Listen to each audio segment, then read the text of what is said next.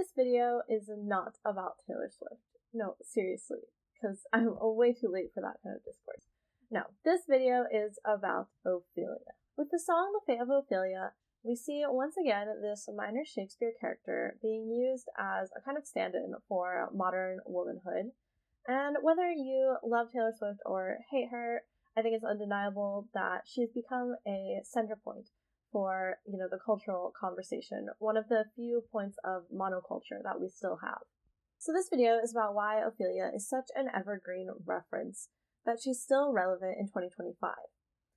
Personally, I am a Taylor Swift agnostic. This video is going to be much more focused on the context of Ophelia, how she was portrayed in the original play, and how the image of her has developed throughout time and where Taylor Swift's interpretation fits into this.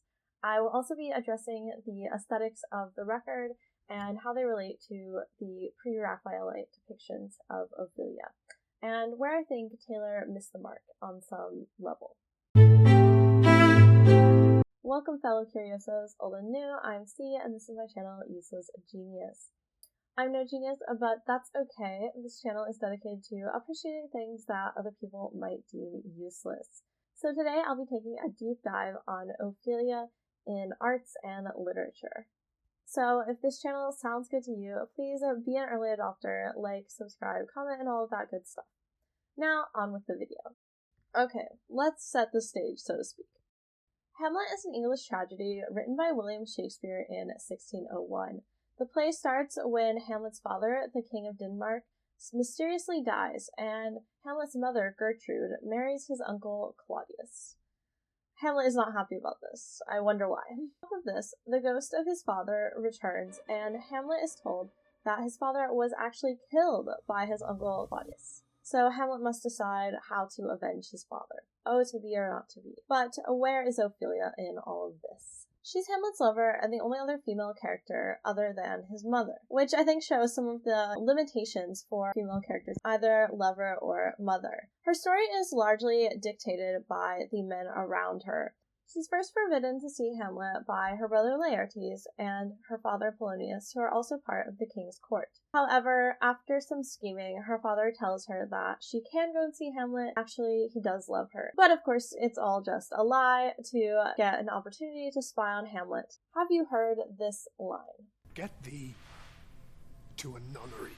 Nunnery in this case is a brothel, slut-shaming at its finest. But of course, after this scene, Hamlet and Ophelia run into each other next. He makes incredibly sexual remarks, even by today's standards. Oh, and then he kills her father. So, she's a little bit upset after that.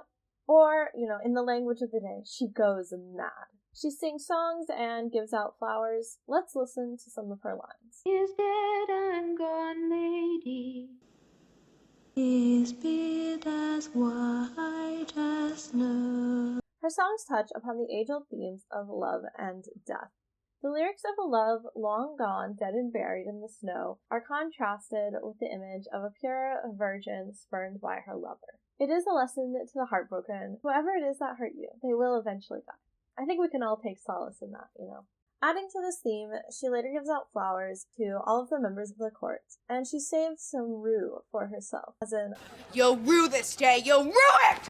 The flower was a symbol of regret and a foreshadowing of what was to come. The fate of Ophelia, if you will. I think, just with this basic plot outline, we can already see some aspects that, I think a lot of young women, even, Miss Taylor Swift, could relate to. Aspiring singer-songwriter? Well, yes. Being chastised for being a virgin while also being over-sexualized? Well, yes. And last of all, being called crazy? Who can relate? We never see Ophelia's death on screen. She's neglected to offstage, and we instead hear from the queen, Gertrude, about what happened. One woe doth tread upon another's heel, so fast they follow. Your sisters drowned, Laertes. She's once again denied her own agency and relegated to other people's conversation. We see this at the funeral as well. She's denied her own version of the story.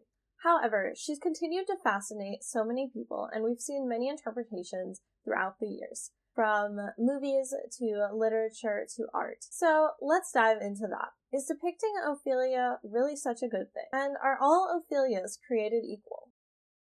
Ophelia has remained a pop culture staple despite only appearing in 5 of the play's original 20 scenes. She's treated as an object, disregarded, and denied her own personhood. Should she be rejected as a dangerous archetype of a mad woman, or should she be reclaimed as her own person? Do modern readers owe anything to Ophelia? Feminist scholar Elaine Showalter tackles this in her 1985 essay representing Ophelia: Women, Madness, and the Responsibilities of Feminist Criticism. Let me tell you about some of her ideas before giving some of my own thoughts about the Ophelia archetype. Showalter's argument is that Ophelias are representative of the cultural and social mores of the time. However, why Ophelia? Shakespeare had many more prominent female protagonists. For example, Cordelia in King Lear, Rosalind in As You Like It, and of course Juliet in Romeo and Juliet. French and American scholars have suggested that a relative lack of stage time and distinct characteristics have made Ophelia the perfect container for imposing modern values. Let's take a look at this clip. Do you think I meant country matters? I think nothing, my lord. That's a fair thought to lie between maids' legs. What is, my lord? Nothing. So, what's up with nothing? Showalter explains that this is a double entendre for female genitalia at the time. She writes, deprived of thought, sexuality, language, Ophelia's story becomes the story of O, the zero, the empty circle, or mystery of feminine difference, the cipher of female sexuality to be deciphered by feminist interpretation. Thus, the interpretation of Ophelia has to be done through symbolism because it's not made explicit in the play. For example, her death by drowning was part of Elizabethan concepts of fluidity as a characteristic of women's emotionality. Women's bodies were viewed as vehicles for tears, blood, breast milk, and other fluids. Because, men famously do not cry or bleed or any of that. You can also think of this notion of women's relationship to water and fluidity in the context of the Salem witch trials in the US. Only an unpure witch would repel water, so of course they had to attempt to drown women in order to see if they were witches or not. In the original Shakespeare plays, the actors were all men, so the female characters were obviously, portrayed by men. However, when Ophelia started to be played by women rather than men on stage during a revival period for Shakespearean theater in France in the 1800s, her madness came to be romanticized as a kind of tormented sexuality. This fascination with psychosexual madness can be seen in the Victorian era as well. Asylums had women who were diagnosed with hysteria proclaimed too unstable for normal society. This was part of the rest cure, where the treatment for hysteria was to just sit around and do nothing. Which anyone with intrusive thoughts knows there's nothing more terrifying than just sitting and, no coping mechanisms, just you and the thoughts. No. Wait. For a depiction of what life was like under the rest cure, I highly suggest The Yellow Wallpaper by Charlotte Perkins Gilmore. It's about a woman who is forced into a summer house, locked away by her husband, and starts to have obsessive thoughts about yellow wallpaper. I wonder what's that about. Women were often stripped of their voices and denied literary materials during these rest cures, so they had to write in secret. Ophelia was often portrayed as a stand-in for how women felt helpless at this time. Okay, now on to this diva, Sigmund Freud. He was often cited as the founder of psychoanalysis. He developed his own theory of the mind and emphasized the importance of childhood sexual development on the rest of humans' lives. According to the article I cited earlier by Showalter, depictions of Ophelia became much more incestuous at this time, often adding a flirtatious dynamic in her interactions with her brother and her father. Actresses began to borrow from the documented symptoms of mental illness like schizophrenia and psychosis, so there became a much more kind of medicalized approach to analyzing Ophelia's psyche. Now, let's jump ahead a few decades and look at the sexual revolution of the 60s and feminist movements in the 70s, as these also greatly impacted the narrative around Ophelia. This saw the embrace of a mad heroine, someone who had been cast aside by a male-dominated society, rebelled against patriarchal systems, and refused to conform to expectations of female behavior. One radical example is a play called Ophelia, where Ophelia discovers she is a lesbian and joins a guerrilla commune with her girlfriend. Personally, I would love to watch this, and I think there was a revival a few years ago. I think retellings like this allowed for a broadening of what Ophelia meant in the culture, and she kind of became a point for discussing the current issues that were plaguing young girls. In the 90s, we have a popular book addressing this subject matter, called Reviving Lisa. Oh, great. Now Hamlet's acting crazy. Well, nobody out crazies Ophelia. Hey, naughty, naughty with the hoo and the haw and a naughty, naughty hey! No, it's Reviving Ophelia. That tackles exactly this subject. This book covers the impact of over-sexualization, misogyny, fat phobia, and other social pressures. The book shed light on the often neglected inner worlds of young girls as they're growing up in a society that is often antagonistic towards them. Isn't there any time when how you look doesn't affect how you're judged? When you donate an organ, unless it's your eyes. Listen. Ophelia continued to be reimagined in 21st century literature and films. She became much more central in books like Hamlet by Lisa Fielder and Ophelia by Lisa Klein, which was later turned into a film. I could go on and on about the media that has been created around Ophelia. There's literally an entire Wikipedia page about it.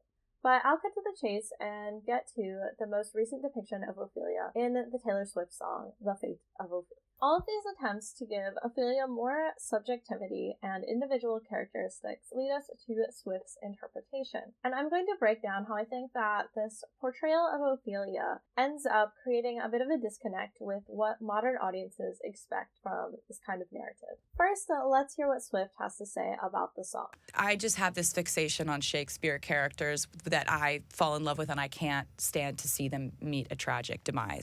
As I said before, the current trend has been to give Ophelia more of an inner world and embrace her madness, and this is actually where I thought the song was going. Swift had previously been following feminist trends of embracing madness in a world where sanity is defined by men.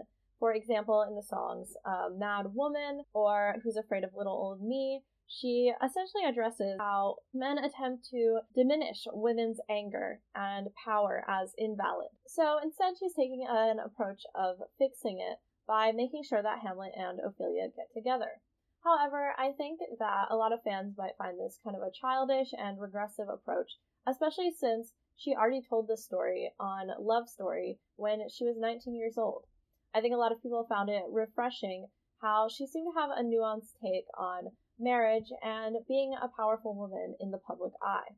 However, even if we want to reject the previous revisionist interpretations of Ophelia's story and go with Taylor on the idea that, Ophelia was just driven mad from heartbreak, I think that the song still does a disservice to that interpretation. To add some depth to this, I'm going to bring in some writing by philosopher Slavoj Žižek, who has written on the subject of Ophelia and has given a critique on the reimagination of Ophelia, especially as written about by Showgirl. Essentially, the basic premise of Ophelia's madness as heartbreak is not wrong per se. However, Ophelia's madness is about more of a total loss of subjectivity. Žižek writes, Ophelia's madness is not an act of empowerment and resistance, of finding her own voice. On the contrary, at that moment, even her unconsciousness is ruined and turns chaotic, identifying her father and Hamlet. When Ophelia sings in madness, she is a living dead, not as a ghost or a vampire, but as biologically alive with a disintegrated psyche, which is why, after her death, she will definitely not be returning as a ghost.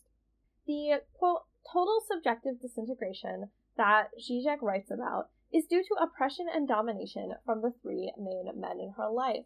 Yet, in this song, Taylor sings about a man who saved me from the fate of Ophelia. I think presenting a man's love as the antidote to male oppression is a bit of a misrepresentation, and of course, maybe I'm overthinking it, but I think Ophelia, needed agency, not allegiance to a man.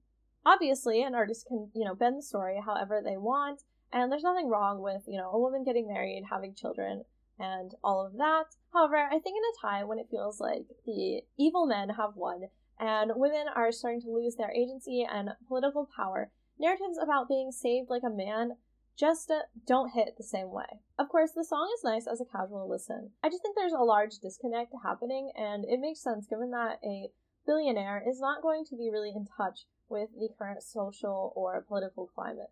And I think the visuals of this album actually connect to that. So that leads me on to my next point.